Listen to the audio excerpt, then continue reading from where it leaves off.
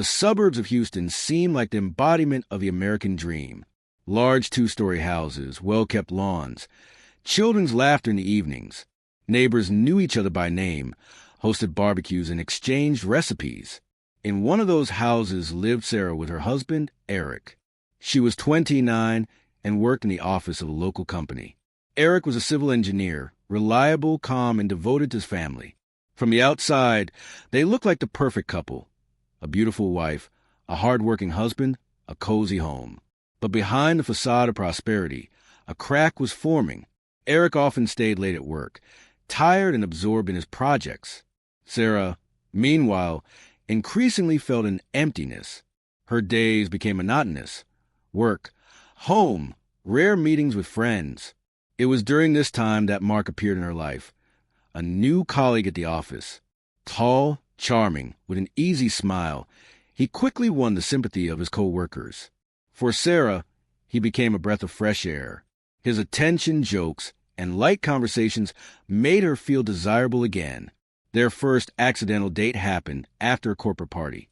A few glasses of wine, conversations about life, and then a kiss that changed everything. Sarah knew she had crossed the line, but she couldn't stop. She thought Eric would notice. She was careful. But men who are considered too calm and predictable sometimes turn out to be more observant than they seem. Eric began noticing changes in her behavior.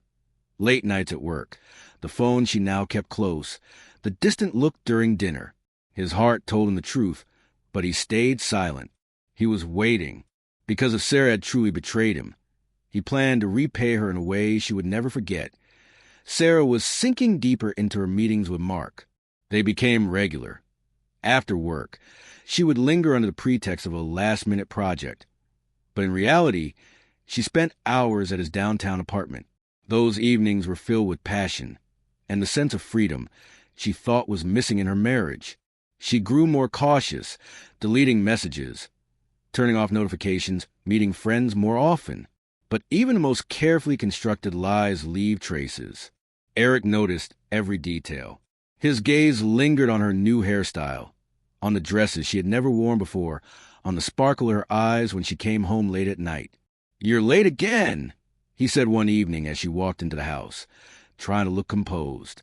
"The meeting ran long," Sarah replied, turning away. Eric nodded, but inside, his heart grew heavy with suspicion. He didn't ask unnecessary questions. Instead, he began to watch. He checked her phone when she left it charging. He looked at travel records in the banking app. He asked simple but precise questions and noted how Sarah tensed. Each new sign formed part of a picture in which his wife was a traitor. Eric didn't make a scene. He stored up a cold calmness. His silence was more frightening than any shout. Sarah thought she was deceiving him. In reality, he allowed her to believe it. And even then, a plan was forming in his mind, a plan that would become her punishment. Eric had never been an impulsive man. His work as an engineer had taught him patience and precision. He knew, when you build a bridge or a house, you can't rush or everything collapses. He treated his personal life the same way. He decided he wouldn't act until he had undeniable proof. And soon it came. One evening, Sarah said she was going to a friend's place to help with a move. Eric nodded, but by then he already knew the truth. He tracked her routes through the app she herself had once installed on her phone for safety. Instead of her friend's address, Sarah drove downtown. Eric followed. He sat in his car, watching as she entered an apartment complex, and minutes later, saw a light flicker on in a sixth-floor window. Sarah's shadow appeared alongside the silhouette of a man. He didn't storm in. He didn't create a scene. He simply watched. And with every passing minute, his heart grew colder. When he returned home, he began assembling a folder. Photos, screenshots of messages, bank statements. He documented every detail, as though preparing a case for court. But this file wasn't meant for a lawyer. Eric stared at their wedding pictures in the living room. There were no tears on his face, only steel in his eyes. He was no longer the husband who forgives or endures. He had become a man preparing for revenge. Sarah didn't yet know. Her secret life was nearing its end, and the price for it would be steep. Sarah was sinking deeper into her double life. She had grown used to Eric never asking questions.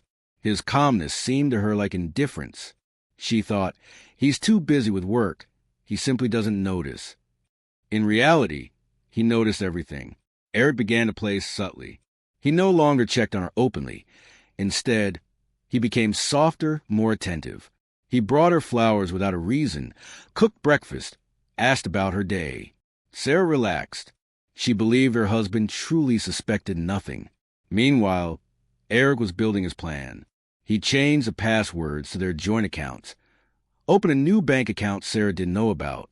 He transferred certain documents into his name. Every night, he sat at the computer, checking legal details. He didn't just want to expose her betrayal. He wanted to strip her of everything. Sarah, meanwhile, kept playing at low with Mark. Their meetings grew riskier. Dinners in nearby districts, walks in the park. Sometimes she wondered, what if Eric finds out? And immediately pushed the thought away. One evening, returning home, she found her husband in the kitchen. He was cooking dinner. "You're late," he said calmly, looking at her. "Worked late again," Sarah replied, avoiding his eyes. Eric smiled. "You deserve some rest. Eat and go to bed early." She nodded, never realizing that his gentle care was part of his cold game. That night, while Sarah slept, Eric sat in the living room with a folder in his hands. On the cover, he had written a single word: revenge. Eric decided it was time to make his first step. Not sharp, not direct, but one that would make Sarah feel the ground trembling beneath her feet. On Friday evening, he said, "Darling, tomorrow I'm heading out to a site outside the city. I'll be back only in the evening." Sarah smiled and nodded, but inside, she felt relief. Another day to see Mark. She drove downtown, unaware that Eric was following her. He had rented an apartment across from the very building where Mark lived. From the balcony, he could see the windows where the lights were on. He turned on the camera and calmly recorded everything. Hours later, Sarah returned home. Eric was already waiting, sitting in an armchair with a book in his hands. She entered quietly, trying to look tired. "How was your day?" he asked calmly. "Exhausting. So much work," Sarah replied, avoiding his eyes. Eric smiled. "I understand. Get some rest." She walked past him, never noticing how his eyes narrowed. The next morning, Eric left an envelope on the kitchen table. Inside was a single photograph, a printed frame of Sarah in Mark's arms by the window. She found it in the morning. She froze, her heart sinking. Inside, there were no words, no note, only the photo. Sarah sat clutching the picture with trembling hands, realizing her secret was out. She rushed her phone, ready to call Eric, but stopped. What could she say? How do you explain the unexplainable? For the first time, real fear gripped her. Meanwhile, Eric, sitting in his car nearby, watched her reaction through the window. He saw her pacing the kitchen, clutching her head, collapsing into a chair. He smirked coldly. The first move had been made. Sarah couldn't sit still. The photograph burned her hands like a piece of molten metal. She knew Eric had figured everything out. The question was what he would do next. That evening, when he came home, Sarah met him at the door. Her smile was strained, her eyes red from crying. "Eric, we need to talk," she whispered. He calmly took off his jacket, hung it on the rack, and walked into the kitchen. "All right, talk." Sarah placed a photograph on the table. This is a mistake. It wasn't what it looked like. I was in a difficult place. I felt lonely and..."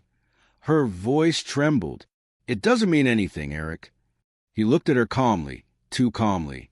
"A mistake, you say?" He smirked faintly. "Interesting. How many times did you repeat it?" Sarah's face went pale. "I swear it was an accident. I wanted to end it." Eric leaned toward her, his voice cold and steady. "Don't bother. I know more than you think." She felt her breath catch. What were you going to do?" Eric leaned back in his chair, folded his arms across his chest. "For now, nothing. Live as you've been living." Those words terrified her more than if he had shouted or slammed the door. "For now, nothing" sounded like a sentence with a delayed execution. That night, Sarah barely slept. She tossed and turned, listening to the steady rhythm of her husband's breathing beside her, thinking, what's in his head? When will he strike? And how? And Eric lay with his eyes closed, a faint smile on his lips. He was savoring her fear. This was only the beginning. Sarah felt more and more anxious. Every day she expected Eric to explode, to start a fight, file for divorce, throw her out.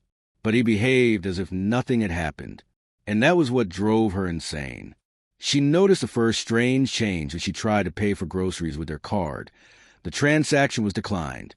System error, the cashier smiled, but Sarah felt an icy chill in her chest.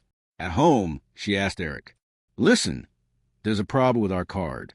Do you know what's going on? He looked at her calmly. Oh, right.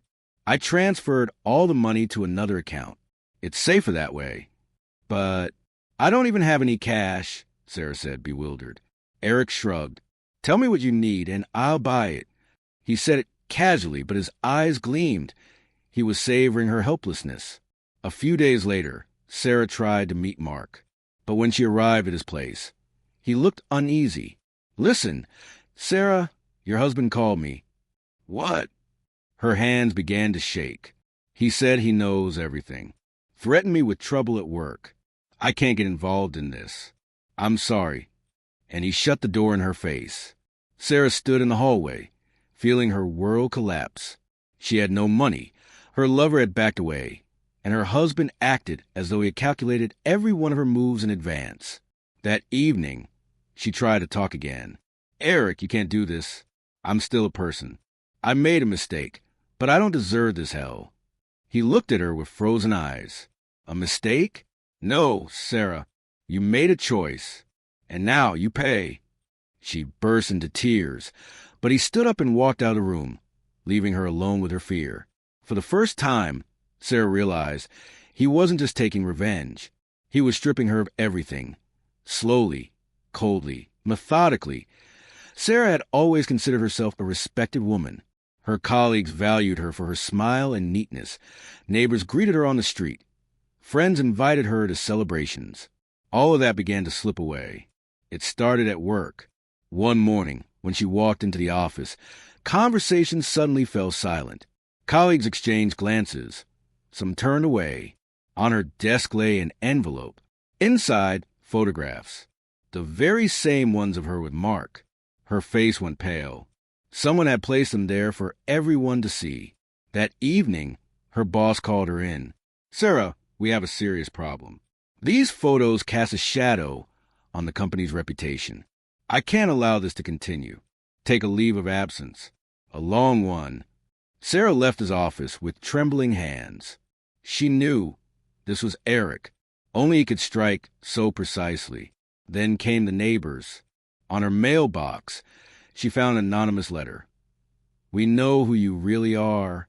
And just a few days later, her friends stopped visiting. One of them sent a message, Sarah, I'm sorry, but I don't want to get dragged into your problems. She tried calling Eric, asking why he was doing this, but he answered calmly, Me? I'm not doing anything. People are simply learning the truth. Every word of it sounded like mockery. Sarah sat in the kitchen, her eyes dim. She held her phone in her hands, but all the contacts she once could have turned to for support seemed to have vanished. Her friends no longer answered. Mark had blocked her number. Even her family had grown cold. Someone was clearly spreading vile rumors about her. When Eric came home that evening, she fell to her knees before him. Please stop. I admit it. I'm guilty. I destroyed our marriage, but I can't take any more. I beg you, stop. Eric looked down at her, as though she were a stranger. You're begging too late, Sarah. I gave you a chance to be honest. You chose lies. I'll change, she sobbed. I'll do anything.